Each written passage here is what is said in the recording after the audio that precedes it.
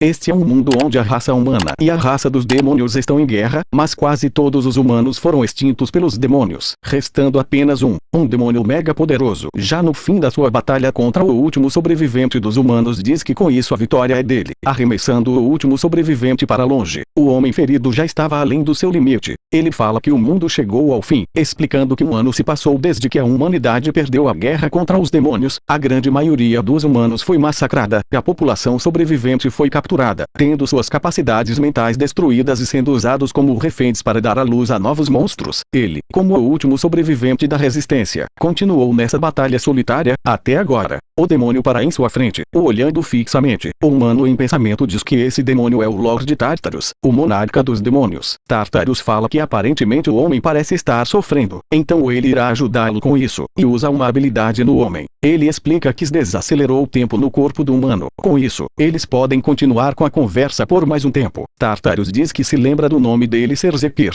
e fala que ele foi o primeiro humano que conseguiu incomodar tanto em todo esse tempo. A tenacidade que Zephyr possui é incrível, e por isso ele o saúda. Enquanto muitos acreditam que lutar uma batalha perdida é algo estúpido a se fazer, aqueles que desistem depois de se assustarem com os poderes do oponente não são sábios, eles são fracos. E segue falando que quando ele vê pessoas fracas e sem perseverança, o demônio se irrita além dos limites, e diz que o homem deve entender, já que ele foi aquele que chegou ao topo do mundo humano. E por esse fato, Tartarus o fará uma oferta. Ele pede para Zephyr se juntar aos demônios, e eles irão além desse mundo pequeno para outros mundos, até mesmo para o lar dos deuses, e assim conquistando tudo, com ambos os poderes. Zephyr olha para o demônio, e pergunta se isso é verdade, e se ele realmente está o aceitando. Tartarus responde que está. Zephyr fala que isso não é uma má oferta, e em pensamento diz que isso é sem sentido. Com o impacto da luta que ambos travaram, o corpo do humano está ferido além do que se pode imaginar. Ele consegue dizer que com certeza o seu corpo não tem como se recuperar para a forma original, e se pergunta o que ele está tentando fazer.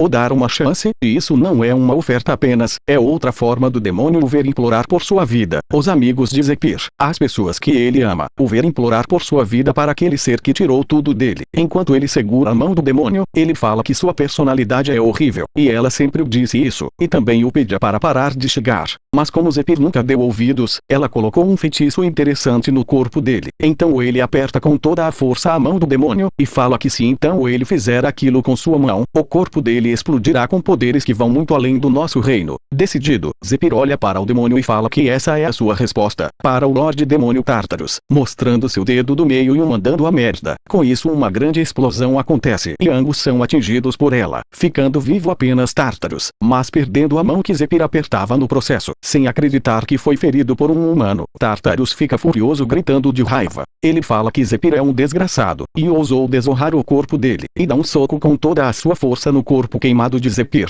E com isso a batalha dele finalmente tinha acabado. Zephyr não conseguiu se vingar pelas pessoas que amava, e não conseguiu salvar a humanidade como eles desejavam. Tudo simplesmente acabou em vão. Pelo menos deveria ter sido assim. Mas de repente ele acorda em um lugar completamente estranho. Ele se pergunta se não morreu, e nota que tem algo estranho. Todas as suas feridas foram curadas, a armadura dele está bem, porém ele não sabe onde está. Ele vê as estátuas de deuses, e pergunta se isso é um templo, e se existia algum templo assim, mas logo sorri e diz que é claro, ele está na pós-vida, ou submundo, mas uma voz diz que ele não está no submundo, e ali na verdade, é o andar mais baixo do panteão, onde os deuses residem, e aparece uma bela mulher. Zephyr rapidamente tenta invocar sua espada, mas nota que ele não consegue a invocar. A mulher fala que ele não tem nada com o que ficar surpreso, ela é a representante que espalha as palavras dos deuses. Ela é um anjo de nível alto, Mercedes. Mercedes fala que Zephyr já morreu, e normalmente ele seria enviado diretamente para o submundo. Entretanto, graças ao forte pedido dos três grandes deuses, eles decidiram o enviar de volta para o passado. Zephyr pergunta qual seria o significado disso, e Mercedes segue falando que ele será enviado de volta ao passado com suas memórias, para ter uma chance de mudar o futuro. Mas é claro, ele não só manteria as memórias quando voltasse, mas também manteria suas capacidades físicas, poderes mágicos e as habilidades que já obteve. e como ele já chegou ao topo do mundo humano, ela tem certeza que ele voltará para cá rapidamente. Zephyr fica em silêncio e pensa que está sonhando, mas o Tartarus não deveria ter nenhuma habilidade de alucinação. Ele pergunta se isso é alguma ilusão que ele está experienciando no fim da sua vida, e pergunta a Mercedes o porquê eles estão dando uma segunda chance. Ela fala que ele não parece acreditar neles, mas ela entende, se ele quiser uma coisa que irá o ajudar.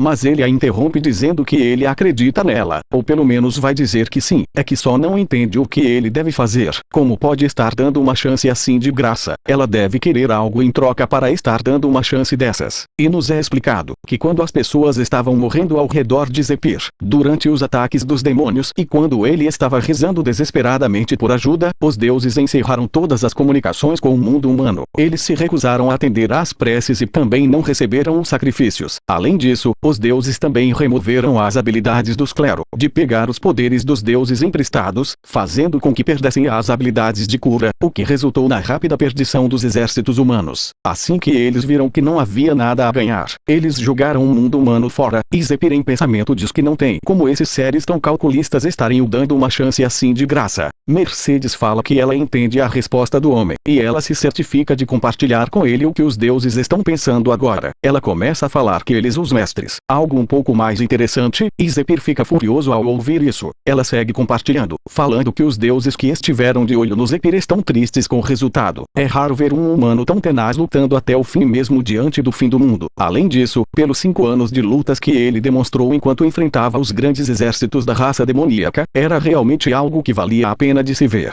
Zephyr continuava a se enfurecer com as palavras da mulher.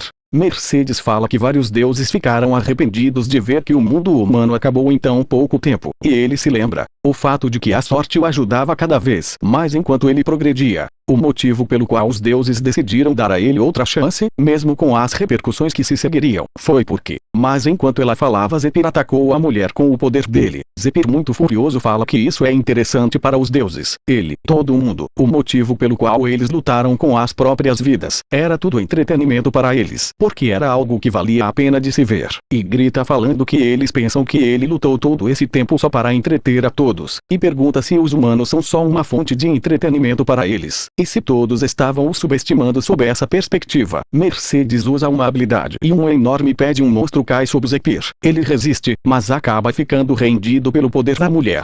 Mercedes fala que os deuses estão os vendo, pedindo para ele ser educado, e como parece que ele entendeu algo errado, ela vai explicar algumas coisas. A única coisa em que os deuses têm interesse é nele. Eles não têm interesse em uma espécie comum como os humanos. Para começo de conversa, a mulher segura o rosto dele e segue falando que a única forma de conseguir o que deseja é provando seu próprio valor, e o mesmo vale para os humanos e outras espécies similares. E pergunta a ele como é que alguma coisa pode ser de graça nesse mundo. Zephyr não estava mais aguentando a pressão do monstro, e então ela desfaz sua habilidade, enquanto fala que além disso, uma entidade, tem um deus que esteve demandando fortemente que ele voltasse por outro motivo. E Zephyr fica sem entender o que Mercedes falou. Ela mostra a ele Tartarus em um ataque de fúria, gritando que até quando ele vai ter que esperar, ele quer falar com o gerente logo. Alguns anjos pedem para ele não fazer isso, eles estão cuidando do pedido dele agora mesmo. Ele fala que ele, um deus demônio que conquistou 10 mundos, foi atingido por um mero humano, e não façam ele rir, isso é algo impossível, e ordena que eles se apressem e façam com que isso nunca tenha acontecido. E ele fala que vai se responsabilizar por quaisquer coisas que aconteçam depois. Zephyr em pensamento se pergunta o que o demônio tá fazendo.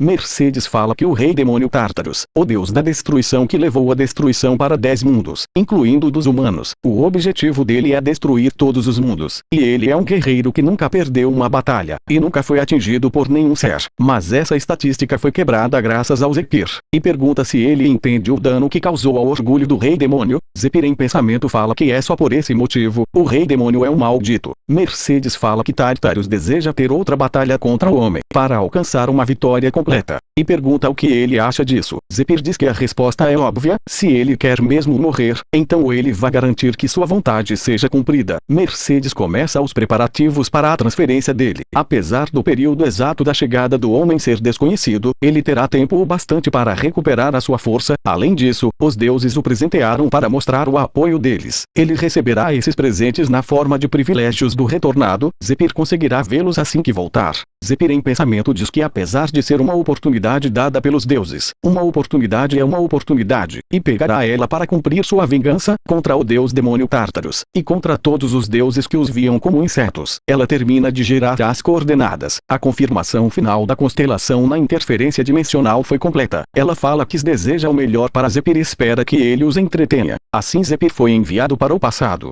Zephyr ouve algumas vozes, e começa a acordar novamente. Ele abre os olhos e vê algumas pessoas ao seu redor. Ele desperta com alguém o chamando de novato. Os homens jogam água nele. Um deles fala que ele acordou. O outro fala que avisou que ele não estava morto. Zephyr em pensamento se pergunta quem são essas pessoas, e ele sente que já os viu antes. Ele olha a estigma no corpo do homem, e ele fala que se lembra. Ele ri um pouco, e um dos homens fala que Zephyr é um desgraçado por rir. E ele em pensamento diz que voltou 10 ou 20 anos para quando ele ainda era um mero escravo do templo. Os homens ficam olhando para Zephyr, mas de repente alguém pergunta o que está acontecendo. Um dos homens fala que não é nada. O capitão diz que a pausa deles já acabou e manda todos voltarem a trabalhar. O homem loiro diz que se Zephyr o irritar novamente, ele jura que vai o matar. Zephyr pergunta o que ele está falando. Os homens vão embora, e em pensamento Zephyr diz que ele não se importa com esses caras, e logo vê uma criança no chão, e ela diz que agradece Zephyr por ter o protegido, e ele se pergunta quem é essa criança. Já se passaram 10 anos, ele não se lembra dos detalhes, e isso vai ser difícil de se acostumar.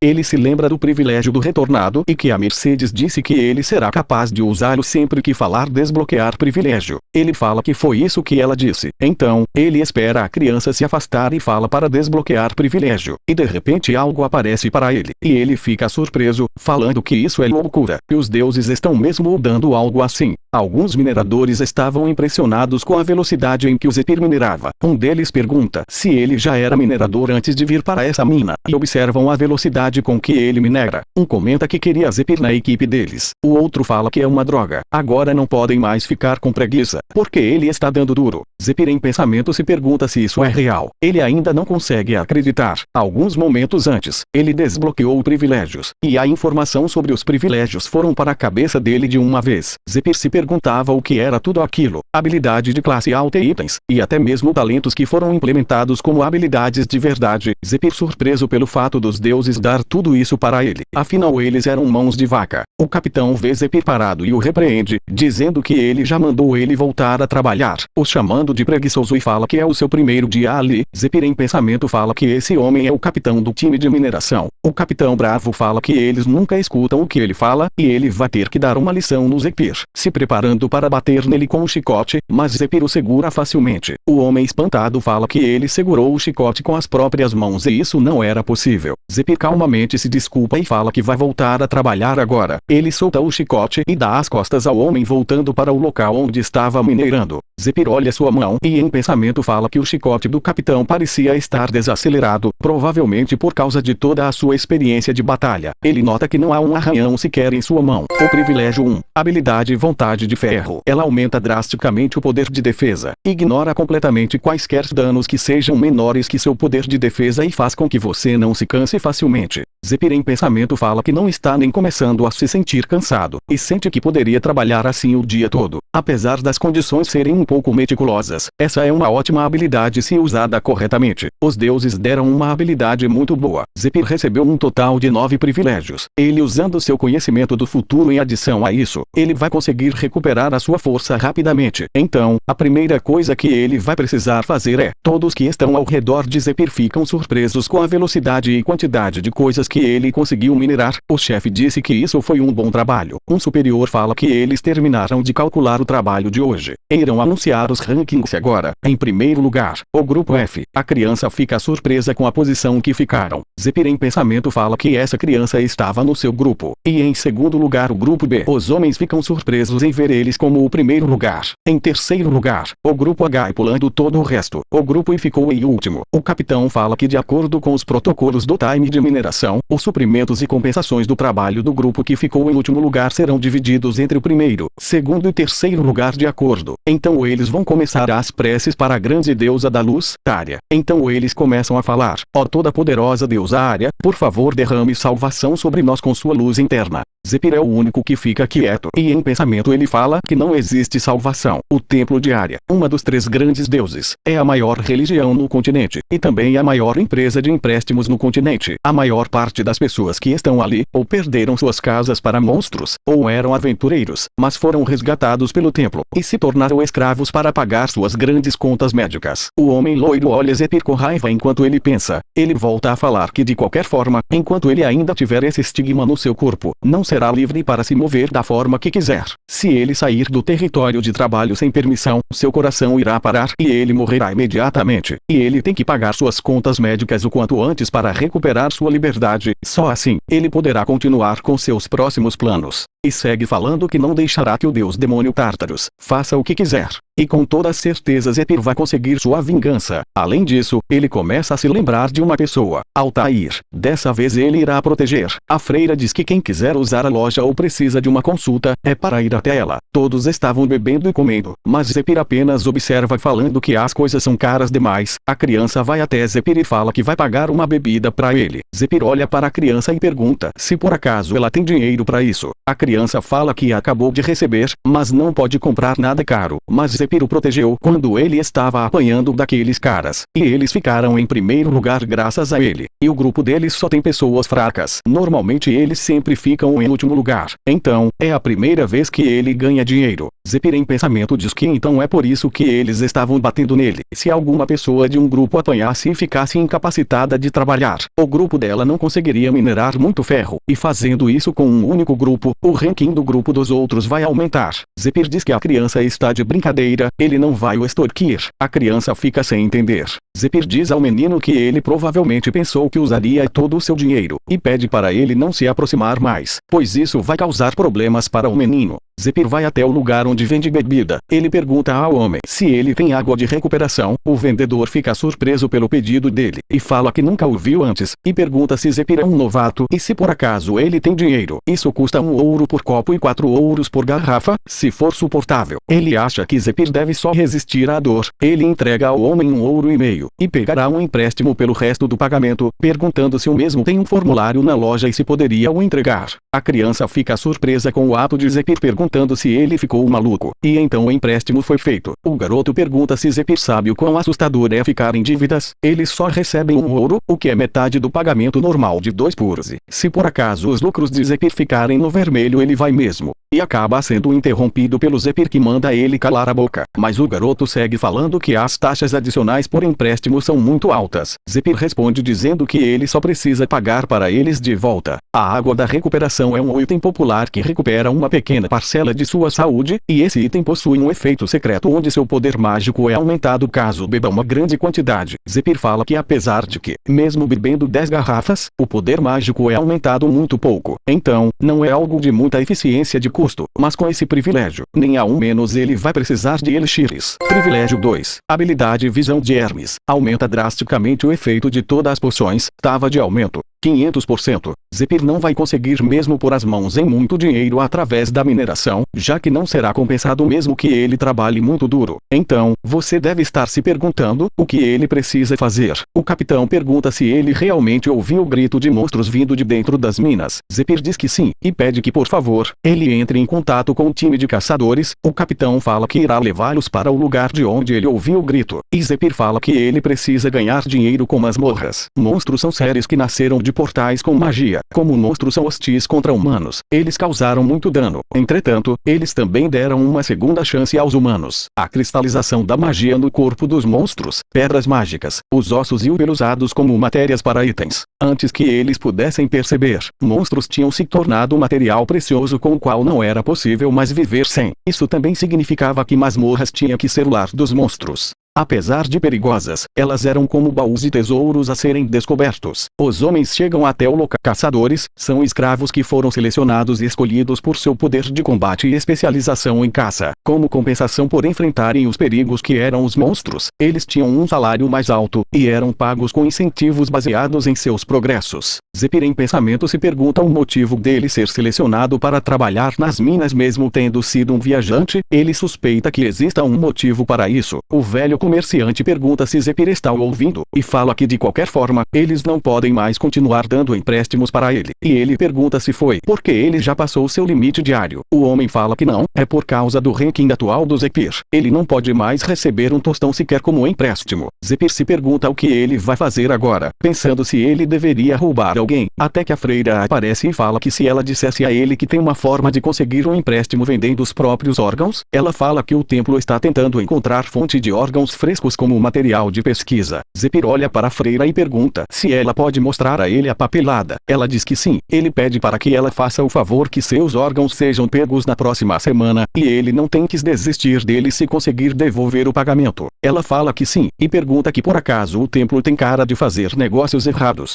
O homem da loja pergunta se Zephyr é maluco por estar vendendo seus órgãos assim. Zephyr fala que ele precisa comprar mais algumas poções com dinheiro. O vendedor fala que ele faça o que quiser, então é ele que pode acabar morrendo mesmo. A freira fala que Zephyr é maluco mesmo, mas antes de terminar de falar, ela diz que na verdade ele é um homem. O comerciante fala que é assim que outro cliente é vendido para o laboratório. Zephyr compra as garrafas e fala que agora está tudo certo, ele está pronto para ir. Um homem aparece e pergunta se ele é Zephyr, aquele designado a ser o guia deles. E Zephyr em pensamento fala que esse é o time perfeito. Zephyr responde o homem falando que sim. O homem se apresenta dizendo que é o líder do time de reconhecimento, Goethe, e os outros são Dali e Marco. Zephyr fala que apesar de não ter uma habilidade de visão noturna, ele pode usar habilidades de detecção de mana, e espera conseguir ajudar o time. A habilidade de ver no escuro, visão noturna. A habilidade de espalhar sua mana em um campo amplo e aumentar seus sentidos, detecção de mana. Para conseguir ir fundo em uma masmorra sombria sem atrair a atenção dos monstros, é crucial ter essas habilidades. Um dos homens fala que lá se vai o dinheiro que gastou em poções de visão noturna, e fala que se Zephyr estiver pronto, eles vão agora. Ele joga uma mochila para Zephyr e manda ele carregar isso. O outro fala que um minerador que usa mana. Isso vai ser interessante. Eles conversam sobre a masmorra e zombam do Zephyr. Em pensamento Zephyr fala que enquanto dois deles são familiares, ele conhece pelo menos um, e fala que foi transferido para ser um caçador, cerca de um mês depois de ter concluído essa masmorra. Se as coisas acontecerem da mesma forma, dois deles morrerão nessa masmorra. Ele fala que tem uma boa ideia de como usar esses rapazes. Eles chegam na masmorra, onde tem mais 3 pessoas. Eles se apresentam como o time de espera, e um deles pede para eles mostrarem suas mãos, e coloca um bracelete atado com magia nos homens. Se alguma coisa acontecer com eles dentro da masmorra, o outro bracelete que ele está usando irá se partir. Se isso acontecer, ele vai pedir reforços para a base. Mas como eles só vieram fazer o reconhecimento, isso não será preciso desde que eles prestem atenção, e deseja que eles façam uma viagem segura. Os 3 entram na caverna, indo de encontro com algo que está lá no fundo dela. Eles jogam uma pedra na parede e as criaturas se distraem. Um dos homens de surpresa finaliza um dos monstros. Zephyr fala em pensamento que o papel principal do reconhecimento é ver se existem monstros, e reunir informações sobre o interior da masmorra. Com base nas informações que coletarem, eles podem criar um esquadrão de ataque adequado para o trabalho. E o esquadrão de ataque com o poder de fogo necessário iria concluir a masmorra. É assim que as coisas normalmente acontecem. Eles vencem os monstros facilmente. Um deles fala que aparentemente esses bichos foram os perdedores de uma batalha, e há outro ninho do outro lado da mina. Na semana passada, os grupos de caçadores A e B os massacraram. O outro fala que parece que eles eram os últimos sobreviventes desse ataque. Zephyr em pensamento fala que é claro, como o grupo de reconhecimento também era formado por caçadores com habilidades de combate, eles decidiram ir resolver com suas próprias forças. Por acharem que seria fácil de lidar, existem alguns casos nos quais eles mesmos concluem as masmorras imediatamente. 2 deles ficam surpresos com a decisão do líder. Ele fala que o papel do time é só coletar informações sobre o interior e sair. Ele pede para evitar decisões perigosas como essas. Ele segue falando que o que ele faria se houvesse um grupo deles lá dentro, e se forem monstros ainda mais fortes. Eles são apenas 3 pessoas agora. O líder fala que eles são 4. Eles podem derrotar uma masmorra cobalto facilmente. O homem se irrita e fala que ele está de brincadeira. Eles só têm 3 pessoas e um minerador, e pergunta o que eles deveriam fazer com um time desses. O outro fala que eles precisam ficar calmos, e pergunta se o líder tem um plano, e ele vai se decidir depois de ouvir o plano do líder.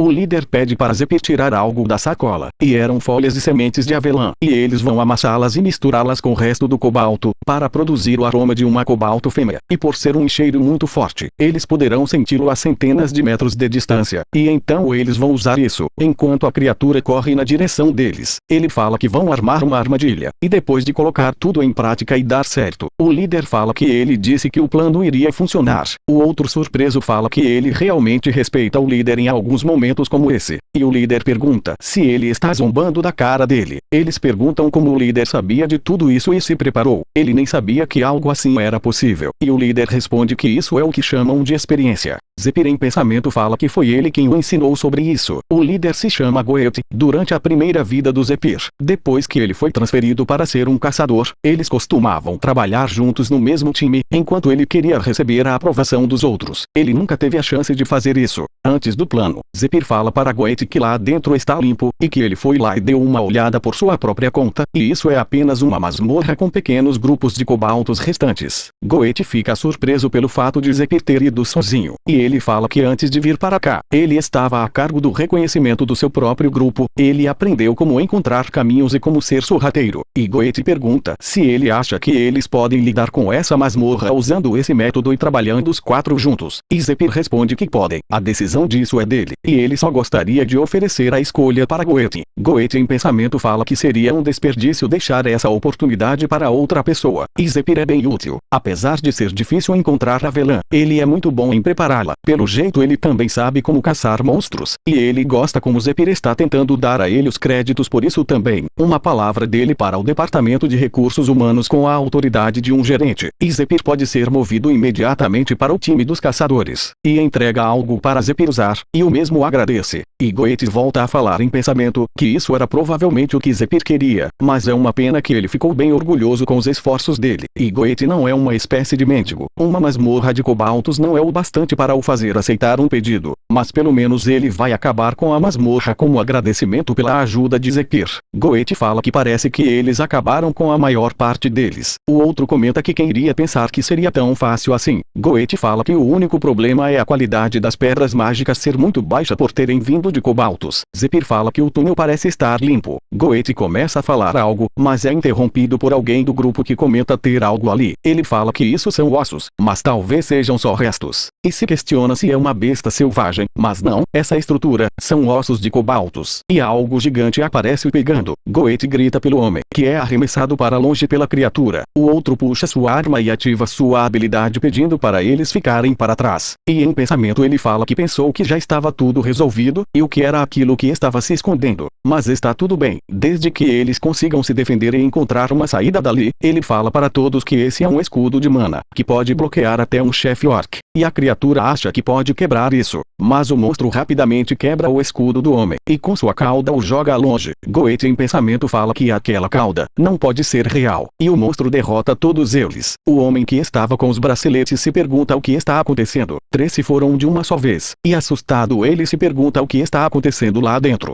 Vemos que Zephyr defendeu o ataque do monstro e protegeu Goethe. Com seu privilégio uma habilidade vontade de ferro, aumenta drasticamente o poder de defesa, ignora completamente quaisquer danos que sejam menores que seu poder de defesa e faz com que você não se canse facilmente. Zephyr enquanto olha seu braço, ele fala em pensamento que nem a vontade de ferro conseguiu bloquear todo o dano. Ele acha que a criatura não tem nem mesmo um ano, e pelo jeito não dá para ignorar os benefícios da espécie deles. A criatura pega o corpo de um dos homens caídos, com sua cauda. Zephyr em pensamento fala que ele é um predador. Ele usa feromônios para enganar outros monstros fazendo-os pensar que são da mesma espécie e come os monstros depois que eles crescem por completo para entrarem no estado de fúria. Zephyr pega a arma do Goethe. O homem caído pergunta a ele o que ele está tentando fazer. E Zephyr diz que agora ele está aquecido. Ele ergue um pouco sua mão e mostra uma aura, e fala que pelo menos ele irá garantir um último desejo para o monstro, e pergunta como ele deseja morrer. E esse foi o recap de hoje. Gostou? Quer a parte 2? Então, comente aí parte 2 para eu trazer mais rápido, e claro, se inscreva no canal para me ajudar a bater a meta de chegar a 10.000 inscritos ainda nesse ano. E aqui estão 2 recaps que você vai adorar.